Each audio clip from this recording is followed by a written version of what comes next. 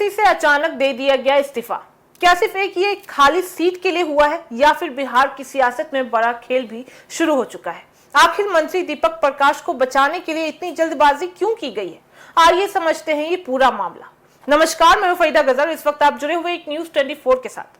देखिए, बिहार की राजनीति में एक बड़ा घटनाक्रम सामने आ चुका है। बीजेपी के विधान परिषद सदस्य देवेश कुमार ने अपने एमएलसी सदस्यता से इस्तीफा दे दिया है। इसके बाद से चर्चा भी तेज हो गई है कि उनकी खाली हुई सीट से पंचायती राज मंत्री दीपक प्रकाश को विधान परिषद भेजने की तैयारी भी की जा रही है। जी हां, आखिर यह फैसला क्यों लिया गया है और इसके पीछे क्या संवैधानिक वजह बन गई है, चलिए जानते हैं विस्तार से।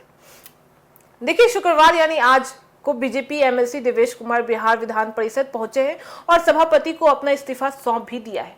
इस दौरान बीजेपी के प्रदेश अध्यक्ष संजय सरावगी समेत कई वरिष्ठ नेता भी वहां पे मौजूद रहे। इस्तीफा सामने आते ही राजनीतिक गलियारों में चर्चा का दौर भी शुरू हो गया है।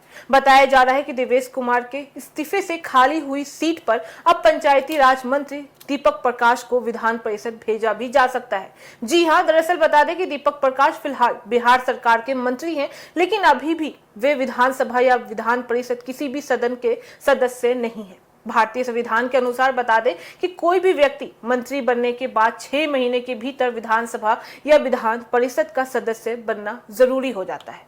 अगर ऐसा नहीं होता है तो मंत्री पद पर बने रहना संभव भी नहीं हो पाता है और इसी वजह से उनके मंत्री पद को लेकर संवैधानिक सवाल भी उठने लगे थे और इस मुद्दे पर विपक्ष लगातार सरकार को घेर भी रहा था और मामला अदालत तक भी पहुंच गया था, जहां राज्य सरकार से जवाब भी मांगा गया था।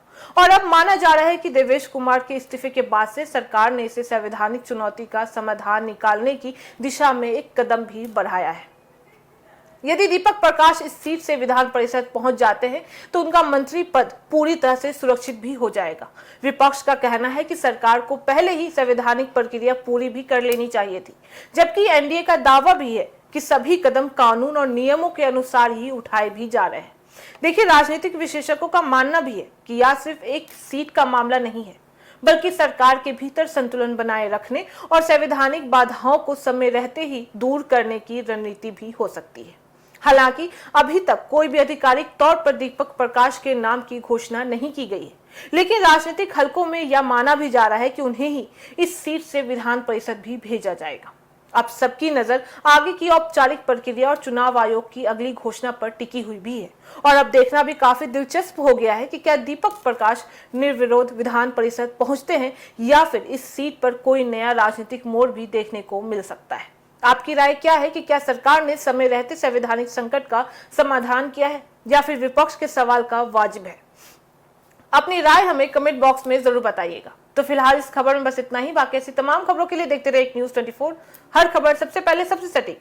वीडियो को लाइक करें, शेयर करें और चैनल को सब्सक्राइब करना ना भूलें। धन्यवाद।